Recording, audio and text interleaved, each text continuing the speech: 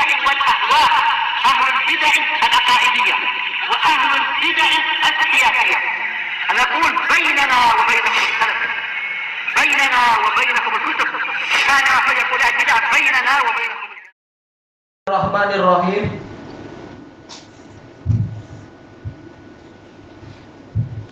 Tapi untuk buku yang sedang dicetak ini insya Allah sudah disederhanakan, sudah di bahasa Indonesia kan juga. Ada sastranya di situ, tetapi sudah disederhanakan biar orang-orang paham tentang akidah Imam Syafi'i itu, kalam Imam Syafi'i tentang akidah. Qala Imamul Bukhari rahimahullahu taala,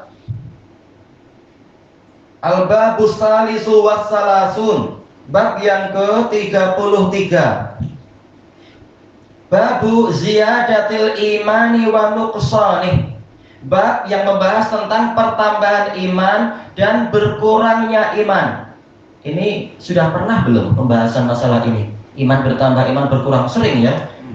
Baik, makanya ini dibahas oleh para ulama. Coba kita bandingkan hadis ini nanti, bab ini nanti mendatangkan hadis Anas bin Malik tentang keluarnya ahli tauhid dari neraka dengan syafaat, dengan kadar iman yang bertingkat-tingkat itu. Dan ini sudah pernah kita dapatkan. Coba kita ingat-ingat di bab berapa itu ya? Nah, di bab yang ke-15, bab tafadhulu ahlil imani fil a'mal, yaitu bertingkat-tingkatnya ahli iman dari sisi amalan. Dan beliau mendatangkan hadis Abu Sa'id Al-Khudri tentang yaitu apa? Masalah penghuni neraka, yaitu orang yang masuk ke dalam neraka nanti akan dikeluarkan yang masih ada keimanan sebiji sawi, ada yang sedemikian-demikian. Apa bezanya antara bab 15 dengan bab yang ke-33? Sebagian pensyarah mengatakan mengkritik Bukhari ini terulang, dan terulang dari sisi orang yang ahli sastra itu aib. Tapi dibela oleh Al-Hafidz Ibnu Hajar, Imam Bukhari tak mungkin mengulang 100%, pasti ada bezanya. Bezanya apa? Kita lihat pola di bab yang ke-15 itu, yaitu hadis ini walaupun intinya sama, membahas masalah bertingkat-tingkatnya kadar iman di dalam hati orang yang dikeluarkan dari neraka, tetapi tajuk yang didatangkan Imam Bukhari adalah apa? Masalah bertingkatnya amalan. Kenapa? Kata Al-Hafidz Ibnu Hajar, masalah iman itu dia memiliki dua sudut pandang yang terkait dengan imannya orang yang di dalam neraka yang nanti akan keluar itu, yaitu dari sisi perbezaan amalan dan dari sisi beratnya iman dia. Nah sekarang, tatkala kemungkinan itu ada dua, masalah amalan masalah iman itu ada dua, yaitu dari sisi perbezaan amalan atau dari sisi perbezaan berat keimanan di dalam hati. Tatkala dia memiliki dua kemungkinan, maka Bukhari membuat dua tajuk, masing-masing dipisahkan. Baik, sekarang untuk bab bukan sekarang, dulu ya. Untuk dulu di bab yang ke-15 itu, hadis yang ke-22 itu, Imam Bukhari menitik beratkan pada amalan. Jadi iman itu, perbezaan iman di dalam hati itu sesuai dengan perbezaan amalan. Nah, berarti kalau masalah amalan sudah dibahas dalam bab tersebut, maka yang di hadapan kita sekarang ini, bab yang ke-33 ini yang dibahas adalah dari sisi beratnya iman. Makanya nanti akan disebutkan seberat darah, seberat burah, seberat syairah. Jadi yang dibahas masalah beratnya iman di dalam hati. Ini memang sangat mirip. Sebagian pensyarah tak mampu memahami apa yang diinginkan Bukhari. Berat iman sebesar zarah. Iya. Mana nak tahu iman sebesar zarah? Nah, itu nanti di hari kiamat. Sekarang kita susah. Kita dalam artian untuk orang-orang di zaman Nabi jelas tak punya alat ukur yang sampai seperti itu. Tapi mungkin untuk di zaman modern ini, mungkin para pakar sudah mampu punya alat untuk mengukur ukuran biji atom itu berapa. Mungkin. Nah, nanti di hari kiamat Allah yang menentukan itu. Allah memberikan kemampuan bagi para malaikat, bagi para nabi dan kaum mukminin untuk mengukur itu untuk orang-orang yang di dalam neraka. Itu kemampuan nanti di hari kiamat, dan itu bukan mustahil. Zaman sekarang pun Anda sudah baca di beberapa disertasi itu mungkin untuk dibuat satuan pengukuran berat atom. Atom ini beratnya sekian, atom itu beratnya sekian. Jadi ini menunjukkan bukan mustahil di hari kiamat, lebih mudah lagi untuk Allah Ta'ala memberikan ilmu kepada orang-orang yang hendak memberikan syafaat di dalam neraka. Iman pun mungkin besar bola sepak. Oh memang, ada yang sebesar gunung, ada yang sebesar biji sawi, dan seterusnya. Sesuai dengan kadar quality dia. Kalau Anda ada besar biji sawi darah itu apa? Dilihat di hatinya. Tamsil itu. Nanti Allah akan menjadikan kaum mukminin mampu melihat isi hati orang-orang di dalam neraka untuk diselamatkan. Baik. Kita lanjutkan dulu. Jadi inti pembahasan kita malam ini, Imam Bukhari mengatakan apa? Bab ziyadatil imani wa nuqsanih, pertambahan iman dan kurangnya iman, yaitu dari sisi beratnya iman di dalam hati. Baik. Wa qaulillahi ta'ala, dan dalilnya adalah firman Allah Ta'ala, wa zidnahum huda, dan kami tambahkan hidayah kepada mereka. Ini pembahasannya sudah pernah kita lewati di bab pertama dari Kitabul Iman, tentang masalah dalil-dalil tentang ini. Di antaranya kisah cerita Ashabul Kahfi itu. Kami tambahkan kepada mereka hidayah. Tatkala hidayah ini identik dengan iman, maka kami tambahkan kepada mereka hidayah, maka iman juga bertambah. Dan ini menunjukkan iman itu bertambah. Imannya berat sekali, mampu untuk berhadapan dengan raja dan penduduk musyrikin di masa itu. Kalau dalam cerita Israiliyat siapa? Raja Dictianus yang minta disembah itu. Ternyata pemuda ini 7 atau berapa itu berani menghadapi itu. Menunjukkan imannya besar sekali, tak senang untuk diruntuhkan.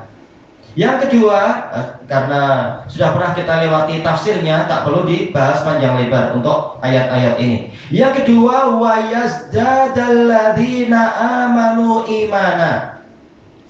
Berita tentang masalah penduduk tentang masalah malaikat penjaga neraka dan bilangannya, itu menjadikan orang yang beriman bertambah lagi keimanannya semakin berat di dalam hatinya. Baik. Sesuatu yang mungkin bertambah berarti mungkin pula berkurang. Waqal, dalil yang ketiga, al-yauma akmaltu lakum dinakum. Pada hari ini aku telah sempurnakan untuk kalian agama kalian. Maksudnya bagaimana? Yaitu berarti selama ini agama Islam masih belum sempurna. Dalam artian selama ini maksudnya selama awal dakwah dijelaskan oleh Imam Abu Ubaid Al-Qasim bin Salam rahimahullah, sahabatnya Imam Ahmad itu yang selevel dengan Imam Ahmad, di dalam Kitabul Iman karya beliau mengatakan dulu awal dakwah Rasulullah SAW hanya memerintahkan orang untuk mentauhidkan Allah. Belum ada perintah sholat, belum ada perintah apa saja itu kewajiban untuk haji, jihad dan sebagainya. Maka orang yang mau mengucapkan la ilaha illallah dengan ikhlas, dia dikatakan mukmin. Nah, kemudian setelah sekian waktu maka turunlah perintah, tapi nabinya disuruh naik ke atas. Tetap Allah lebih di atas nabi, tatkala nabi di atas langit ke-7. Turun perintah untuk sholat. Maka barang siapa mengucapkan la ilaha illallah tetapi membangkang, maka imannya itu kurang atau bahkan mungkin rusak. Dikatakan imannya belum sempurna. Demikian pula tatkala turun perintah untuk berjihad pada tahun pertama Hijriah, waktu Nabi sudah hijrah itu. Barang siapa sudah mau beriman dan juga mau untuk sholat, tetapi dia tidak mau berjihad tatkala Nabi memerintahkan, maka imannya berkurang, tidak dikatakan imannya sempurna. Lalu turun perintah yang berikutnya, kewajiban puasa, yaitu di tahun 2 Hijriah. Nah, barang siapa dia melaksanakan itu semua, maka dikatakan dia adalah mukmin yang sempurna. Baik. Kemudian turun lagi perintah untuk misalkan apa ya, yaitu perintah untuk zakat alal khilaf. Ada yang mengatakan para ulama zakat itu kewajibannya turun pada tahun 4 Hijriah. Maka barang siapa melaksanakan itu semua, maka dia dikatakan mukmin yang sempurna. Barang siapa tidak melakukan itu, dikatakan imannya kurang.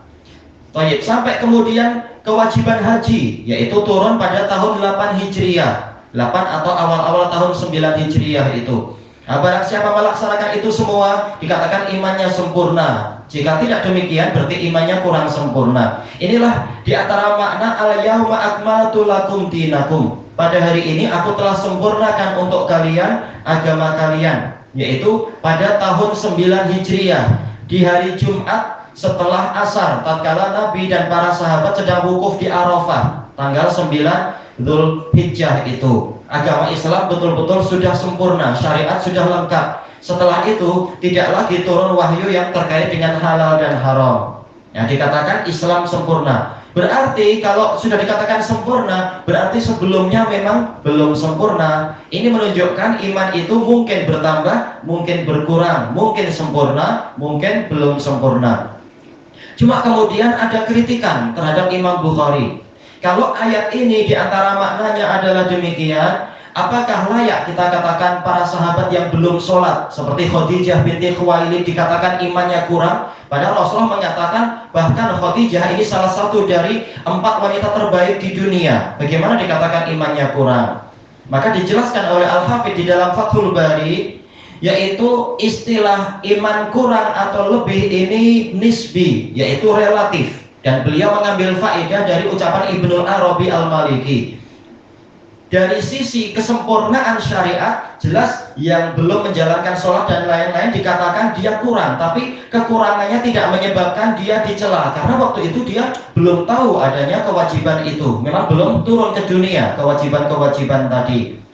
Tapi dari sisi jiwa mereka adalah jiwa yang mukmin dan siap untuk menerima syariat apapun dari Allah dan Rasulnya, siap mengorbankan segalanya untuk membela Nabi. Dikatakan mereka adalah mukmin yang sempurna, walaupun amalannya tidak sebanyak amalan Aisyah atau sebanyak amalan siapa yang sudah mendapatkan syariat secara lengkap nantinya. Makanya yang dikatakan kurang itu terbagi dua, kurang yang tercela dan kurang yang tidak sampai tercela. Kurang yang tercela ya memang sudah tahu syariat tapi sengaja tidak taat. Nah, ini berarti dia dicela, dosanya sesuai kadarnya. Tapi kekurangan tetapi tidak dicela adalah yang seperti tadi, sahabat-sahabat yang wafat sebelum diturunkannya syariat ini dan syariat itu, dalam keadaan jiwa mereka sudah siap untuk melaksanakan perintah apapun.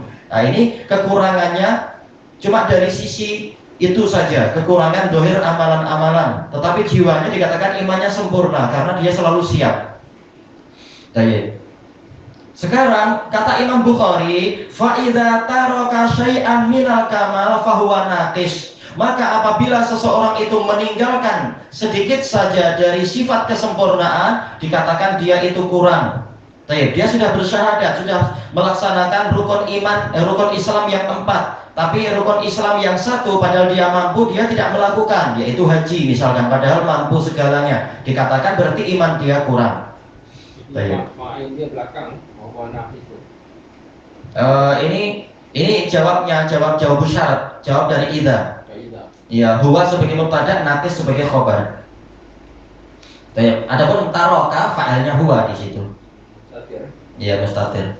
Kita ambil hadisnya. Qala Imam Al-Bukhari rahimahullahu taala, al-haditsul rabi' wal arba'un haddatsana Muslim ibnu Ibrahim. Qala haddatsana Hisham, qala haddatsana Qatadah an Anas, anin Nabi sallallahu alaihi wasallam. Hadis Anas bin Malik. Dari Nabi sallallahu alaihi wasallam yang bersabda, "Yakhruju minan nari man qala la ilaha illallah wa fi qalbihi waznu sya'iratin min khair."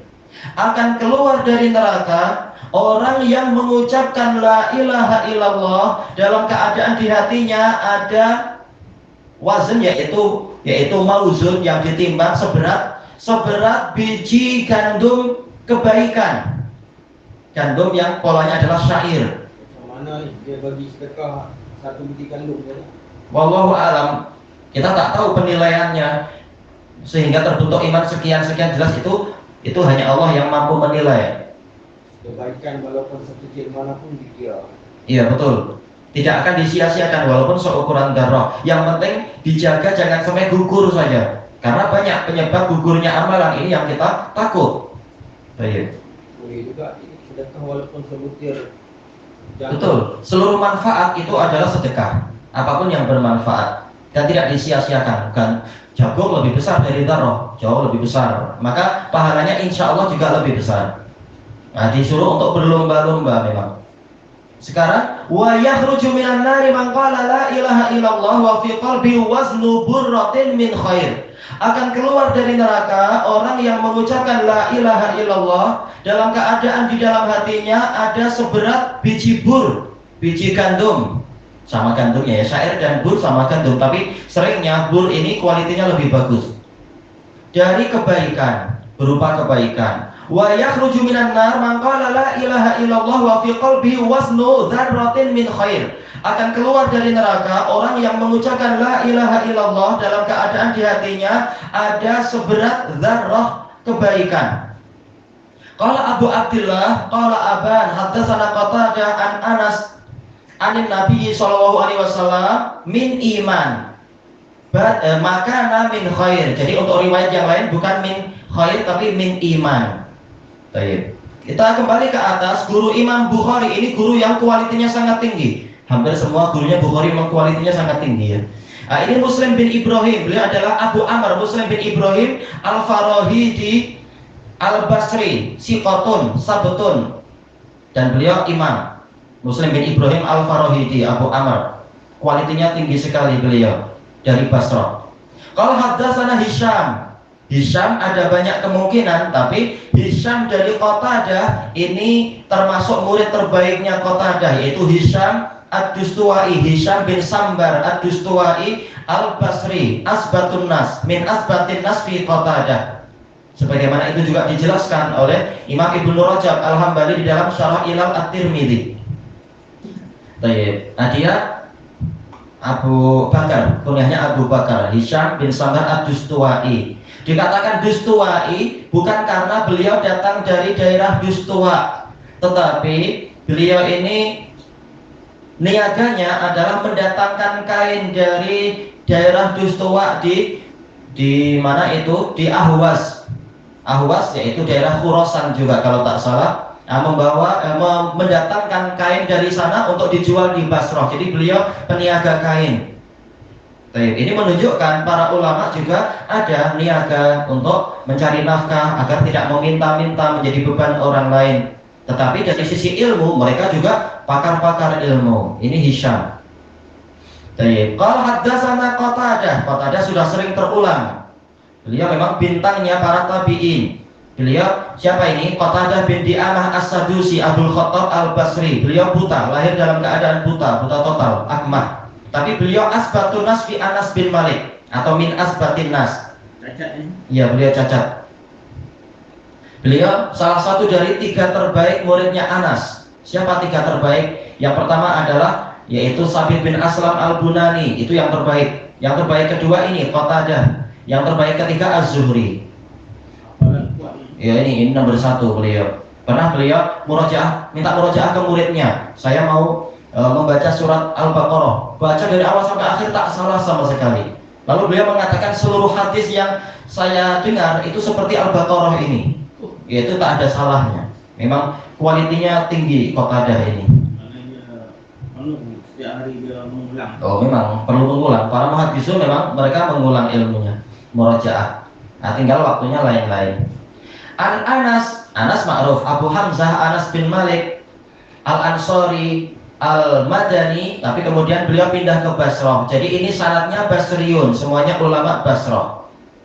Dan ini bintang semua, level-level tinggi semua. Iya, betul. Apa isi hadisnya? Rasulullah bersabda, "Yakhruju minan nari man qala la ilaha illallah." Ini menunjukkan, dijelaskan oleh Al-Hafidz Ibnu Hajar rahimahullah, ada sebagian ahli tauhid yang masuk neraka karena dosa-dosanya. Buktinya apa? Keluar dari neraka, berarti sempat masuk neraka, na'udzubillah, karena dosa-dosanya. Tetapi dari sisi yang lain, Al-Hafidz mengatakan ini menunjukkan bahwasanya ahli tauhid tidak kekal di dalam neraka. Yang penting apa? Kata beliau, syaratnya adalah dia memang mengucapkan la ilaha illallah. Maka rugi orang yang tak mau masuk Islam, rugi orang yang berbuat kesyirikan. Padahal walaupun masuk neraka dibakar sekian hari, yang seharinya adalah 1000 tahun, na'udzubillah tetap. Tapi tetap suatu saat dia akan keluar itu. Sekarang masalahnya, lafadznya ini yakhruju minan nar. Dalam riwayat yang lain yukhraju, dikeluarkan. dari neraka, tidak disebutkan fa'ilnya. Kalau yang pertama, yang yakhruju minan nar, fa'ilnya man, yang setelahnya itu. Padahal siapa yang mampu memasukkan dan mengeluarkan dari neraka? Allah yang mampu. Siapapun tak ada yang mampu tanpa seizin Allah. Ini dia berjaya keluar kan? Ya, ini menunjukkan yaitu bolehnya menisbatkan fi'il kepada pemilik sebab. Apa sebab seseorang keluar dari neraka? Yaitu tauhid. Pemilik tauhid, dia boleh dikatakan dia keluar dari neraka, walaupun sebenarnya Allah lah yang mengeluarkan dia. Tapi ini boleh menisbatkan fi'il kepada pemilik sebabnya. Maksudnya di situ ahli neraka itu sentiasa mencari jalan mau keluar neraka. Oh, jelas. Yuriduna ayyakhruju minan nari wa ma hum bikharijina minha. Mereka ingin keluar dari neraka, namun mereka tidak akan mampu keluar dari neraka. Kullama aradu ayyakhruju minha u'idu fiha. Setiap kali mereka ingin keluar dari neraka, dikembalikan lagi. Alhamdulillah. Hanya menggunakan seluruh ikhtiar akal pikirannya mau keluar. Betul, tak mampu. Mau pakai apa? Pakai kasut apa? Kakinya berdarah-darah kena api. Tak mampu untuk keluar dari dinding neraka. Hanya ahli neraka ini sibuk mencari jalan keluar. Betul. Siapa yang tahan? Tak ada yang tahan itu. Tapi itulah hasilnya tatkala di dunia degil, salah sendiri, naudzubillah. Baik. Maka orang-orang yang berjaya dan berjasa untuk mendakwahkan Islam, maka ini adalah jasa yang layak untuk dihormati dan dihargai. Jasa-jasa besar. Dan itu bagus. Baik, kemudian dan itu tadi penjelasan dari Al-Qadhi Al-Aini di dalam kitab beliau Umdatul Qari, bahwasanya yang mampu mengeluarkan dari neraka hanyalah Allah. Tapi terkadang Nabi menisbatkan itu kepada pemilik sebab, atau Nabi sengaja untuk tidak menampilkan pelakunya, yukhraju minan nar, karena semuanya ma'ruf siapa yang mampu mengeluarkan dari neraka yang sebenar. Man qala la ilaha illallah, syaratnya adalah kalimat la ilaha illallah. Kemudian wa fi qalbihi waznu sya'iratin min khair, dalam keadaan, ini di dalam ilmu usul fikih dikatakan termasuk dari syarat. Syaratnya itu diketahui dari mana? Diketahui dari hal, yaitu yang mampu keluar dari neraka adalah yang memiliki tauhid disertai dengan adanya iman di dalam hatinya. Kata Al-Hafidz Ibnu Hajar, ini menunjukkan sekedar ucapan la ilaha illallah tidak cukup apabila hatinya kosong dari iman. Nah, ini yang berat, na'udzubillah. Makanya orang munafik pun bukan sekedar tak mampu keluar dari neraka, bahkan di paling bawah tak mungkin keluar. Karena apa? Walaupun lidahnya mengucapkan la ilaha illallah, tapi ucapan tadi tidak masuk ke dalam hati, hatinya kosong. Padahal kalau ada sisa sedikit saja kebaikan, niscaya dia akan keluar itu. Ini menunjukkan amal dia gugur semua karena syarat tidak terpenuhi. Nah, iman ini juga yang merupakan rezeki ya Allah. Betul, seperti rezeki di dunia ini. Tapi kalau orang cuma diam di rumah, berapa yang dia dapat? Dia diwajibkan berusaha. Ya, untuk urusan dunia saja kita wajib berusaha, walaupun umur kita mungkin 60-70 tahun. Bagaimana untuk kehidupan yang di akhirat seharinya adalah 1000 tahun kita tidak berusaha? Jelas semuanya wajib usaha, walaupun keputusan akhir di tangan Allah. Dan Allah tahu siapa yang layak dihargai usahanya dan siapa yang layak disia-siakan. Hanya iman ini merupakan punca rezeki keluar dari neraka. Betul. Disebutkan di sini syairah, yaitu biji gandum. Anak pernah tanya ke teman Yaman, minta dikirimkan gambar, misalnya syair dengan bur. Walaupun tiap hari di sana juga makan itu, tapi kadang kita masih confused. Beliau mengirimkan kalau syair itu agak kurus dan panjang, kalau bur itu agak gemuk dan pendek. Tapi yang jadi masalah di sini nanti apa? Rasulullah pertama kali menyebutkan syair, lalu menyebutkan bur, kemudian menyebutkan dzarrah. Seakan-akan yang pertama yang paling besar, yang kedua itu agak kecil, yang paling kecil yang terakhir. Berarti bagaimana ini? Syair lebih besarkah daripada bur? Kata Al-Hafidz Ibnu Hajar, di sebagian tempat seperti itu. Di sebagian tempat syair memang lebih besar dari bur, tak masalah. Ya, mungkin zaman Rasulullah Quraisy ini memang syair besar lebih. Boleh jadi. Ini jenis bersih Mekah, Betul. bukan bersih. Intinya ini semua litaklil, menunjukkan sikit, yaitu walaupun sikit tak apa-apa, yang penting ada agar diizinkan keluar. Min khair, ini nakirah. Nakirah di sini litaklil, yaitu Yang penting masih ada kebaikan sesedikit apapun, yang penting ada. Yang penting masih ada modal agar nanti mendapatkan rahmat dan syafaat. Yang celaka adalah yang tak punya sama sekali, ini yang rugi. Untuk apa hidup Anda selama 70 tahun itu? Oh, gimana kita akan menjawab kalau ditanya macam itu? Kalau kita tak punya bekal sama sekali. Baik, dari sisi yang lain, walaupun khair di sini litaklil, tetapi dijelaskan oleh siapa? Oleh Al-Karmani di dalam kitab beliau Ad-Darari, di dalamnya ada anjuran, yaitu sesedikit apapun amalan Anda, yang penting ada tauhid dan menyebabkan timbulnya iman dalam hati, laksanakan, karena Allah tidak akan menyia-nyiakan itu. Maka orang jadi semangat, oh sedikit saja boleh menyebabkan kita keluar dari neraka, sedikit saja boleh jadi tiket untuk masuk surga. Nah, ini agar orang bersemangat, tidak seperti cara berpikirnya orang-orang Murji'ah. Oh, ternyata apa? Tak perlu beramal pun tak masalah, buktinya ini sikit-sikit pun ternyata boleh keluar dari neraka, jadi tak perlu kita beramal. Ini salah dalam memahami. Baik, sekarang untuk riwayat ini pakai khair. Riwayat yang kedua yang diisyaratkan Bukhari pakai apa? Iman. Ini menunjukkan khair yang dimaksudkan di situ adalah iman. Tapi kenapa iman diistilahkan dengan khair? Dijelaskan juga oleh Al-Karmani, karena iman itulah kunci segala kebaikan. Seandainya tidak ada iman, maka kebaikan akan gugur, akan hancur. Tatkala iman itu menyebabkan kebaikan, maka dikatakan kebaikan itu sendiri. Iman adalah kebaikan itu sendiri. Kita tak mungkin habis nih ya, tapi nggak apa, kita lanjutkan dulu sedikit. Kemudian yang kedua, wa yakhruju minan nari man qala la ilaha illallah wa fi qalbihi waznu burratin min khair. Akan keluar dari neraka orang yang mengucapkan la ilaha illallah dalam keadaan di hatinya ada seberat biji gandum kebaikan. Yang berikutnya, yakhruju minan nar man qala la ilaha illallah wa fi qalbihi waznu dzarratin min khair. Akan keluar dari neraka orang yang mengucapkan la ilaha illallah dalam keadaan di hatinya ada seberat zarrah kebaikan. Zarrah itu berapa? Ada perselisihan di kalangan ulama, tetapi yang rajih adalah zarrah adalah ukuran berat benda yang paling ringan. Kalau masih mungkin untuk dibayangkan, itu adalah zarrah. Jadi sekecil apapun, yang penting modal itu ada. Jangan sampai kita menghadap Allah tak punya modal sama sekali. Dan ternyata dari 3 penjelasan ini, level pertama, kedua, ketiga, semuanya mensyaratkan la ilaha illallah. Ini menunjukkan pentingnya kalimat la ilaha illallah.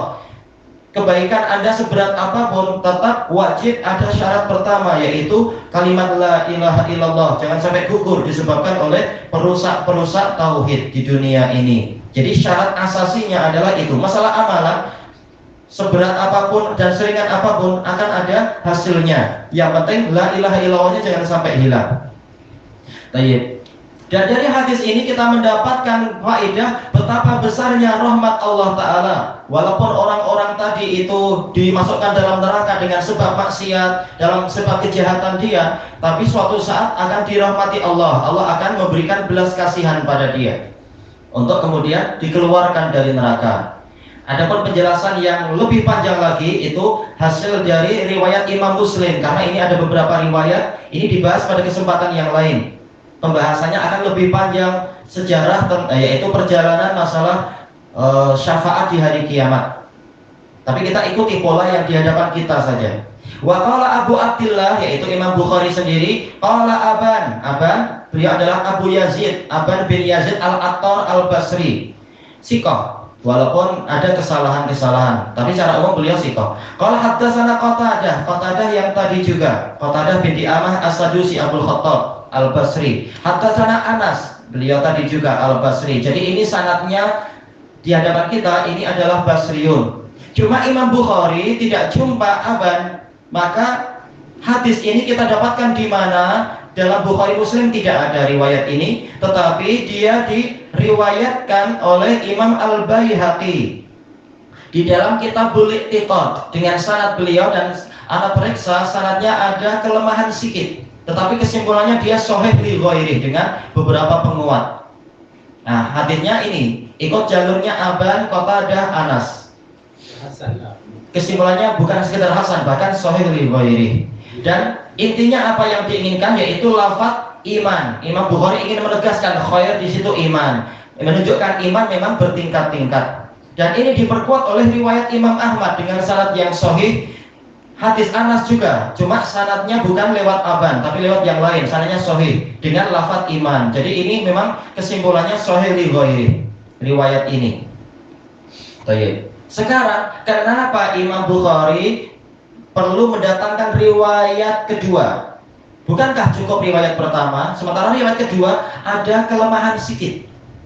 Yang beliau inginkan di sini Qatadah qol haddatsana Anas, terang-terangan mengatakan haddatsana karena Qatadah tertuduh mudallis. Sementara untuk riwayat pertama Qatadah mengatakan Anas. Maka untuk menutup kemungkinan sebagian orang Murji'ah mencela hadis ini tidak jadi dalil, hadis ini dhaif, Qatadah mudallis. Nah, kita katakan alhamdulillah Imam Bukhari sudah lebih tahu tentang itu dan mempersiapkan segalanya. Beliau mendatangkan riwayat kedua. Qatadah terang-terangan mengatakan haddatsana. Baik. Dan dari sisi yang lain, an-anah Qatadah itu sudah ditapis oleh Imam Bukhari. Seluruh yang di dalam Bukhari dan dalam Sahih Muslim, an-anah Qatadah itu mahmulun alas sama. Memang beliau mendengar dari gurunya, jadi tidak masalah. Dan juga penguat yang lain banyak. Murid-murid Anas bin Malik, murid Qatadah meriwayatkan hadis ini, mereka banyak sekali. Intinya sama. Maka tak ada alasan untuk mendoifkan, misalkan cari-cari kelemahan sanad, tak akan mampu karena penguatnya terlampau banyak. Itu baru hadis Anas, belum lagi hadis Abi Hurairah dan hadis Abi Sa'id yang akan kita lewati insya Allah di dalam kitab ini. Jadi tak ada alasan untuk melemahkan hadis itu. Kesimpulannya apa? Hadis ini di samping membantah orang Murji'ah, juga membantah orang Khawarij yang mengatakan pelaku maksiat, pelaku dosa besar akan kekal dalam neraka. Hadis ini terang-terangan mengatakan orang yang ahli tauhid walaupun sempat masuk neraka, dia akan keluar walaupun kebaikannya hanya sebiji sawi atau sebiji gandum atau bahkan sebiji dzarrah. Jadi ini kabar gembira untuk orang-orang yang banyak dosa agar tidak putus asa dari rahmat Allah. Sekaligus juga peringatan jangan meremehkan dosa karena ternyata ahli tauhid pun ada yang masuk neraka. Tayyib ilahuna wallahu a'lam. Subhanakallahumma wa bihamdika la ilaha illa anta astaghfiruka wa atubu ilaik. Oh, apa kelamaan ya. Tapi alhamdulillah selesai juga hadis ini. Walhamdulillahirabbil alamin.